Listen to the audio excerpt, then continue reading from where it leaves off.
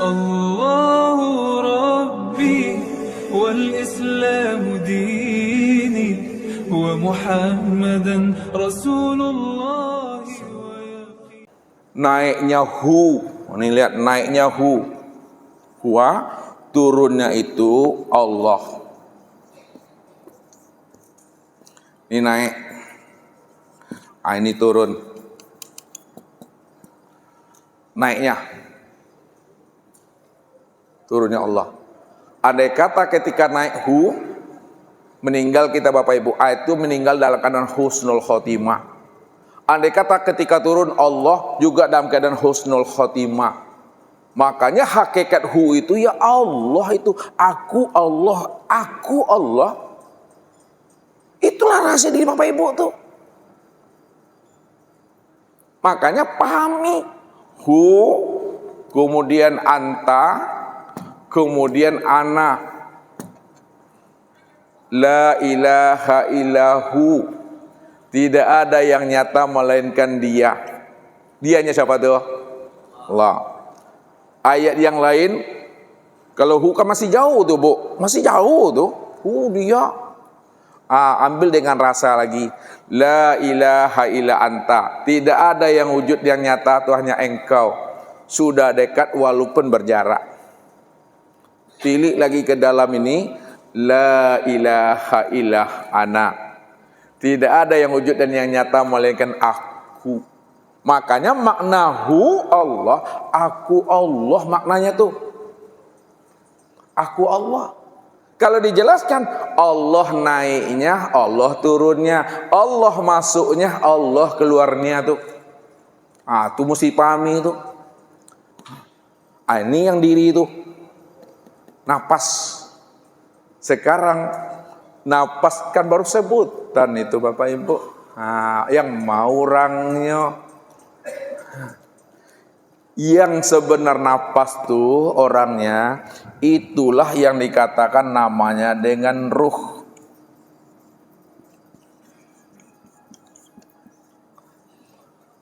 Napas itu ruh tuh sebenarnya rahasia wujud hu, rahasia wujud aku itu. Ini bukan ilmu ta'ati nih, bukan ilmu cocok logi, apalagi ilmu menye-menye. Menye-menye nggak tahu Bapak Ibu itu loh. Biarlah Ustaz yang paham. Ini Allah katakan, wa yas'alunaka 'anir ruh qul ruh min amri rabbi wa ma utitum minal ilmi ila qalila. Mereka bertanya kepada engkau hai Muhammad tentang ruh, katakan hai Muhammad bahwa ruh itu adalah urusan aku.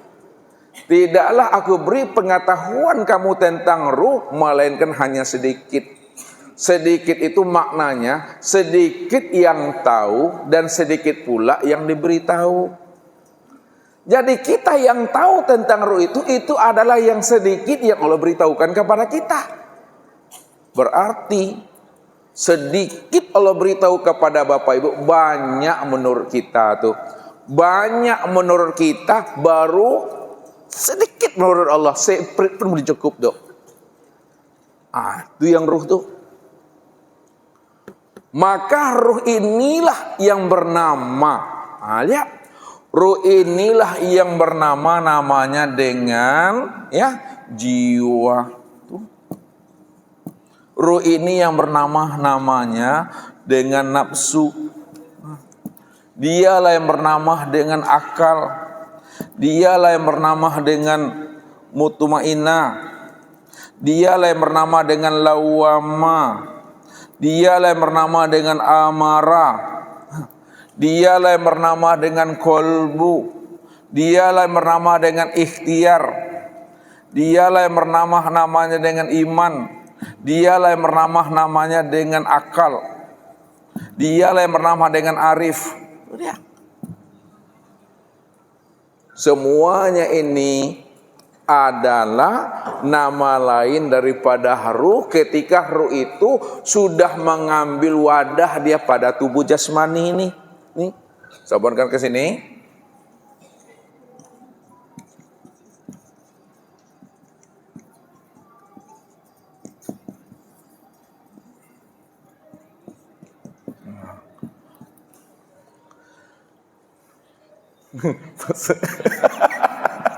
Nah, jadi dia yang bernama-namanya dengan akal, dengan iman, dengan nafsu, dengan amarah, dengan lawama, dengan mutmainnah, dengan ikhtiar, dengan nyawa tadi. Gitu. Ketika dia sudah mengambil wadah pada tubuh jasmani ini. Nah, makanya yang sebenarnya nyawa itu napas, yang sebenarnya napas itu adalah ruh itu yang sebenarnya nih.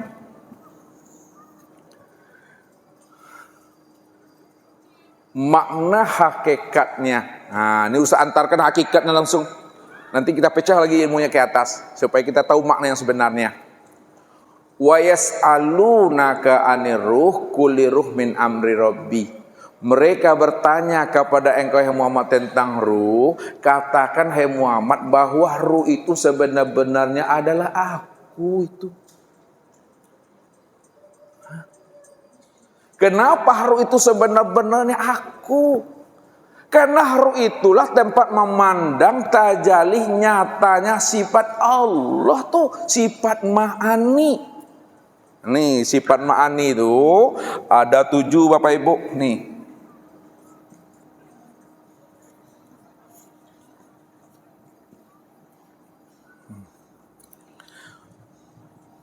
Sama, basar, kalam, ilmu, kudrat, iradat dan hayat.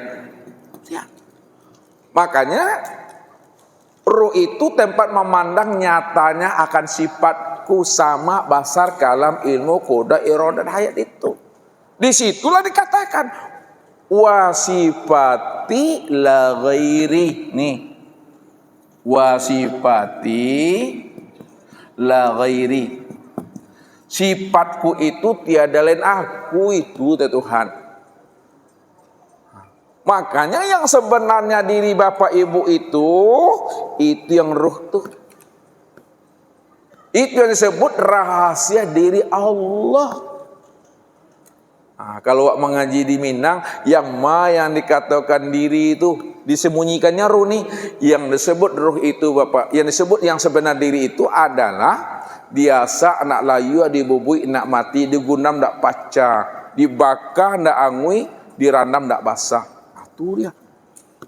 Mana yang dirandam tidak basah, dibakar tidak hangus, biasa anak layu dibubui nak mati, itu yang ruh. Itu dia nih.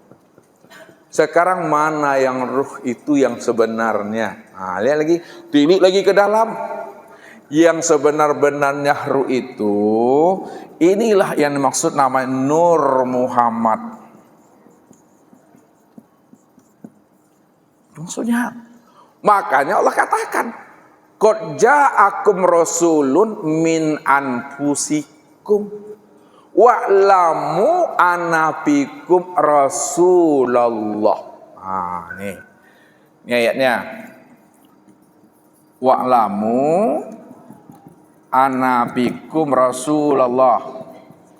Ketahuilah olehmu bahwa di dalam dirimu itu ada Rasul Allah. Rasul Allah itu disingkat namanya dengan rasa. Kalau Minangnya raso. Kalau bahasa Indonesianya rasa. Kalau bahasa Minangnya raso dibawa naik, pareso dibawa turun, raso yang dirasoi, jangan mati raso. Siapa yang tidak bisa merasakan hidup pada diri, itu mati rasa tuh. Makanya Rasul Allah itu disingkat dengan rasa, Rasul Allah. Rasa disebut namanya Rasul Allah. Mana yang Rasul Allah itu pada diri Bapak Ibu? Itu yang sebut namanya Nur Muhammad itu. Mana Nur Muhammad? Itu yang ruh itu yang sebenarnya. Ruh itulah yang Nur Muhammad tuh. Yang disebut Rasul Allah. Utusan Allah. Nih. Rupanya yang sebenar diri itu adalah Nur Muhammad. Kesini mandangnya kesempurnaan pandang tuh. Nur Muhammad. Jangan bertahan dengan Nur Muhammad, nanti bertuhan Nur Muhammad nanti Bapak Ibu. Ya, bukan Nabi Muhammad ya, ini salah-salah nanti memahaminya. Mana yang ruh? Yang ruh itu Nur Muhammad. Siapa Nur Muhammad tuh? Itu baru nama. Nur Muhammad itulah yang disebut namanya dengan sifat. Nur Muhammad itu yang disebut sifat. Ya. Kenapa Nur Muhammad itu disebut sifat? Siapa sifat itu? Sifat inilah yang dikatakan zohirnya Allah. Nih, sifat ini yang disebut zohirnya Allah. Sifat itu yang disebut namanya wujudullah. Sifat itulah yang disebut namanya ainullah. Sifat itulah yang disebut namanya cermin Allah. Sifat itu tiada lain adalah Allah. Tiada lain Allah. Atau sifat itu bayang-bayang Allah. Banyak penjabarannya. Sengaja Ustadz buatkan itu supaya Bapak Ibu mana yang mudah bagi Bapak Ibu menerima dan memahaminya yang dikatakan sifat itu. Sifat itu wujudullah, wujudnya Allah. Sifat itu zohirnya Allah. Sifat itu kenyataan Allah. Sifat itu cermin Allah. Sifat itu tiada lain Allah. Itu dia. Mana yang dikatakan sifat itu wujud Allah, cermin Allah? Itu yang Nur Muhammad tadi. Mana yang Nur Muhammad? Itu yang ruh itu. Rupanya ruh itu dikatakan sifat Allah ini sama basar, kalam, ilmu, kodrat, iradat, dan hayat. Itu maksudnya itu. Jangan berhenti di sifat. Siapa sifat itu yang sebenar-benarnya? Yang sebenarnya sifat itu Bapak Ibu, itulah yang dikatakan namanya zat. Oleh karena itu, zat dengan sifat, sifat dengan zat jangan dipisah ceraikan. Dua yang tiada berpisah, dua yang tiada bercerai. Cara mengambil pahamnya, lihat, cara mengambil pahamnya, kita beri dulu namanya. Lihat, zat inilah yang bernama Allah. Sedangkan sifat inilah yang bernama dengan Muhammad. Sifat bernama Muhammad, zat bernama Allah. Untuk memandang zat, pandangnya kepada sifat. Kenapa untuk memandang zat, memandangnya kepada sifat? Karena sifat inilah kenyataan zat. Nah, itu dia. Baru dipatrikan ke dalam. Kalaulah sifat ini tempat memandang zat, maka sifat inilah sebenar-benarnya yang zat itu. Jadi jangan Bapak Ibu mencari zat lagi. Karena dia sudah nyata bernama dengan sifat. Karena sifat itu yang sebenar-benarnya yang zat itu. Kita kasih namanya lagi. Zat bernama Allah, sifat bernama Muhammad. Bukan Nabi Muhammad ya. Jangan pahamin yang Muhammad tadi. Untuk mengenal Allah adalah dengan jalan mengenal Muhammad. Karena Muhammad ini adalah kenyataan Allah. Kalaulah Muhammad itu kenyataan Allah, maka patrikan dalam hati, Muhammad itulah sebenar-benarnya Allah itu. Disitulah rahasianya tadi. Muhammad itulah kezohiran Allah. Muhammad itulah yang wujud Allah. Muhammad itulah kenyataan Allah. Muhammad itulah yang cermin Allah. Muhammad itulah yang hamba Allah. Ustaz pertajamkan ke dalam lagi. Muhammad itu zohir Allah. Kalaulah Muhammad itu zahir Allah, lalu Allah itu apanya Muhammad, Bapak-bapak? Batinnya Muhammad. Muhammad itu tubuhnya Allah. Lalu Allah itu apanya Muhammad? Ruhnya Muhammad tuh. Muhammad itu bayang-bayang Allah. Lalu Allah itu apanya Muhammad? Wujud yang punya bayang-bayang tuh. Esa dia Bapak Ibu. Bukti esanya, Muhammad itu wujud akulah dirinya. Muhammad itu wujud aku dirinya. Disitulah letaknya Allah dengan Muhammad, Muhammad dengan Allah itu esa, tak boleh dipisah ceraikan. Walaupun sebutannya dua, penyampainya dua, Allah dan Muhammad, namun hakikat dia hanya satu. Dalam bahasa Al-Quran, siapa Muhammad? Wajah alulahu min ibadihi juz'an, bahwa sesungguhnya Muhammad itu bahagian daripada diriku. Rupanya Bapak Ibu, kalau dihantarkan kaji ini dengan perumpamaan, Bapak Ibu semua yang hadir ini, termasuk Ustadz, kita ini hanyalah setetes saja dari sebuah lautan. Nih lautan Bapak Ibu, lautan. Lalu kita ambil gelas kosong, kita ambil lautan itu airnya, disauk, lalu penuhlah gelas ini dengan air lautan ini. Pertanyaannya, samakah air yang di dalam gelas ini dengan air yang di lautan ini? Sama. Apa sebabnya sama Bapak Ibu? Karena air yang di dalam gelas ini dibilang sama, diambil dari asal yang sama, sumber yang sama. Pertanyaan yang kedua, kalaulah air yang di dalam gelas ini diambil dari sumber yang sama, asal yang sama, pertanyaannya, apa sebutannya air yang di dalam gelas ini dengan lautan ini? Inilah yang disebut namanya bahagian. Kalaulah air yang di dalam gelas itu adalah bahagian daripada air laut itu, maka sesungguhnya, patri lagi, sesungguhnya air yang di dalam gelas itu, itulah yang dikatakan lautan itu. Jadi Bapak Ibu kalau ingin mencoba dan merasa air laut, jangan diminum air laut itu seluruhnya. Cukup sedikit saja diteteskan. Ya. Begitu memahaminya tuh. Sekarang ini kan contoh. Lautan ada enggak batasnya? Ada tepinya? Nah, lautan ada batasnya, ada tepinya. Ini contoh. Kemana makna yang sebenarnya?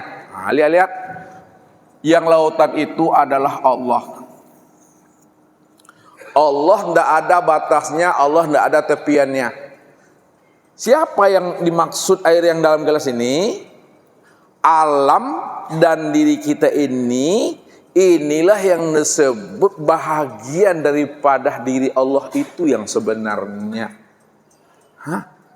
Disitulah letaknya. Untuk menghantarkan ilmu makrifat itu mesti dengan kias, mesti dengan perumpamaan. Kalaulah ilmu makrifat itu diantarkan dengan kias, maka apa yang keluar dari bibir, apa yang keluar dari lisan ini hanyalah menunjukkan ibarat dan iktibar saja. Tapi pahamilah makna yang tersembunyi di balik kata-kata itu. Ini yang dimaksud oleh orang arifin tadi, ma yahruju baina syafatain ilal isyarati wal iktibar. Apa yang keluar dari dua bibir itu menunjukkan isyarat dan iktibar saja. Tapi pahamilah makna di balik kata-kata itu. Makanya apa? Muhammad itulah yang dikatakan bahagian daripada diri Tuhan. Bahagian daripada diri Tuhan itu tiada lain adalah diri Tuhan itu sesungguhnya tuh. Itu yang bahagian tuh. Contoh lagi, dibuatkan banyak contoh.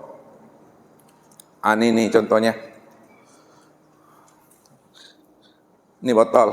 Nah, botol kaca Bapak Ibu ya. Leperin pasti nih ya. Nah, botol ini kita lambungkan ke atas sampai ke bawah, pecah. Ada yang pecahnya 4 meter, ada yang 3, ada yang 2, ada yang 1 meter. Walaupun pecahannya ada 4 meter, 3 meter, dan ada yang 1 meter di sini, pecahan yang 4 meter itu juga bahagian daripada botol ini sebenarnya. Maknanya, walaupun sudah nyata pada sekalian alam, dalam bentuk rupa yang berbeda, wujud yang lain, dan nama yang berbagai-bagai, juga kenyataan daripada diri yang satu itu jua tuh. Disinilah dibuat rumusan oleh orang-orang arifin, suhudul kasro fil wahda, suhudul wahda fil kasro, suhudul wahda fil wahda. Nah, lihat.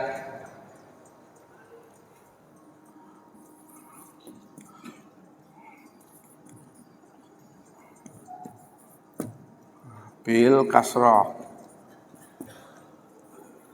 suhudul kasro fil wahda, fil wahda. Pandang yang satu pada yang banyak. Maksudnya yang satu itu Allah, yang banyak itu adalah alam tadi, sesuatu. Maknanya, karena Allah cuma yang satu, Allah cuma yang esa, maka pandanglah Allah pada segala yang banyak. Makna yang sebenarnya, Allah lah yang wujud dan nyata pada segala yang ada ini. Allah yang wujud, yang nyata pada segala yang ada. Itu maknanya. Yang kedua, suhudul kasrofil wahdah, pandang yang banyak pada yang satu. Bahwa sekalian alam ini, itulah nyatanya wujud Allah itu. Sekalian alam ini, itulah wujud nyatanya Allah itu. Yang terakhir, suhudul wahdah fil wahdah. Pandang yang satu pada yang satu. Karena Allah cuma yang wujud dan yang ada. Pandang Allah yang tanpa Allah. Yang memandang Allah, yang dipandang Allah. Makanya, kalau yang memandang Allah, yang dipandang Allah, Allah lah yang menyaksikan kebesaran akan dirinya sendiri. Dialah yang berdiri dengan sendirinya. Dia pula yang menyaksikan kesempurnaan akan dirinya sendiri. Itu dia Bapak Ibu, memandang itu. Makanya zat dengan sifat, sifat dengan zat tidak pernah berpisah cerai. Dipandang sifat, nyata zat tuh. Contoh, ini contoh lagi nih, ibu-ibu. Nah, kalau tidak dapat tak boleh pulang.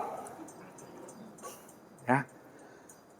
Ketika Bapak Ibu memandang baju nih, apa yang nampak sama Bapak Ibu ketika memandang baju? Ibu-ibu lah dulu. Apanya? Kapas. Ketika Bapak Ibu memandang baju, maka yang nampak itu kain. Kalau yang nampak itu kain, lalu baju ini apa bagi kain? Baju ini apa bagi kain? Baju inilah yang disebut namanya rupa kain, kenyataan kain, wujud kain. Sekarang kita hantarkan ke paham ini, zat dengan sifat. Antara baju dengan kain, mana yang zat, mana yang sifat? Antara baju dengan kain ini, mana yang zat, mana yang sifat, ibu-ibu? Yang kain itu sebagai apa? Kain sebagai zat, baju sebagai sifat. Itu maknanya. Pandang baju nampak kain, pandang sifat nampak zat.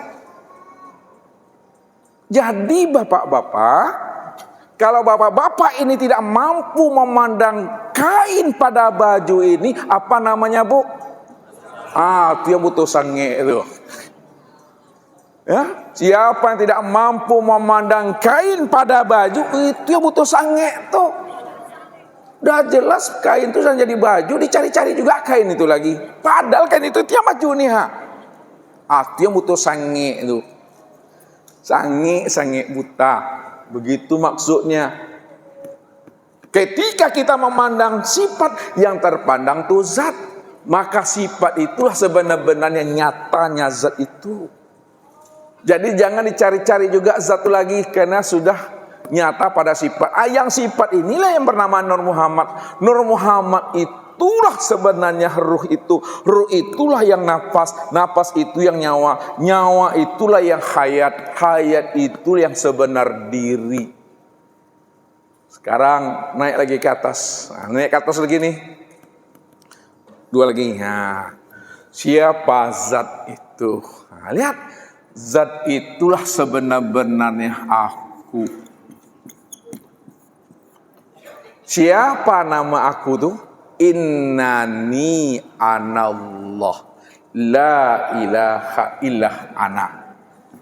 Innani anallah. La ilaha illah ana. Sesungguhnya aku ini, akulah yang bernama Allah. Aku yang bernama Allah. La ilaha. Tidak ada Tuhan melainkan aku. Maka akulah yang beraku-aku di dalam keakuan aku. Itu yang sebenarnya. Itu baru nama tuh. Aku yang bernama Allah. Setiap nama yang bernama Allah itu mesti jelas orangnya tuh. Sebut mic nih orangnya, sebut sepeda nih orangnya, disebut Allah yang mau orangnya Bapak Ibu. Barulah terbuka rahasia itu. Wallahu nafsiun wa ana nafsahu ujudahu. Allah tuh diriku, akulah wujud nyatanya Allah itu. Namun setelah Bapak Ibu paham, Bapak Ibu sudah mengenal namanya Allah, wujud yang nyata, wujud yang tunggal. Bapak Ibu sudah berjumpa dengan Allah. Bapak Ibu sudah menyaksikan Allah yang tunggal itu. Bapak Ibu sudah bermuajah, bertatap wajah dengan Allah itu. Apa kata Nabi? Man arafa rabbahu fasadal jasad. Man arafa rabbahu fasadal jasad. Siapa yang telah mengenal akan Allah, siapa yang telah berjumpa, bermusyahadah dan bermuajahah dengan Allah, maka karam dirinya. Disitulah letaknya. Siapa yang sudah bertatap wajah dengan Allah, fanalah dirinya. Itu fana. Fana billah. Tidak ada diri Bapak Ibu lagi. Apanya yang fana? Fanalah wujud dan sifatnya. Nih, fana wujud dan sifatnya. Rupanya Bapak Ibu tidak wujud dan tidak bersifat. Kalau sudah fana wujud dan sifat Bapak Ibu, wujud dan sifat siapa yang nyata Bapak Ibu? Wujud dan sifat Allah lah yang nyata. Kalau Allah yang wujud, kalau Allah yang bersifat, maka yang melihat itu siapa tuh? Yang mendengar siapa? Berkata, mengetahui, berkuasa, berkehendak dan hidup Allah itu. Kalau sudah sampai pada puncak seperti itu, man arafallah kala lisanahu. Nih, man arafallah kala lisanahu. Siapa yang telah mengenal Allah, Allah yang wujud, Allah yang bersifat, Allah yang awal akhir zahir dan batin, kala lisanahu, keluhlah lidah Bapak Ibu, kata yang tiada terkatakan. Kalaulah kata yang tiada terkatakan, itu maksud tak bisa disebut lagi, tak bisa diuraikan dengan kata-kata, tak bisa dijangkau oleh akal dan ilmu. Pada saat itu la sautun wala harpun, la sautun wala harpun, tidak ada lagi suara dan kata. Kalau tidak ada suara dan kata, itu maknanya apa Bapak Ibu? Kalau tidak ada lagi kata dan suara, itu maknanya apa? Diam. Itu udah maksudnya diam tuh. Allahu Rabbi والإسلام ديني ومحمدا رسول الله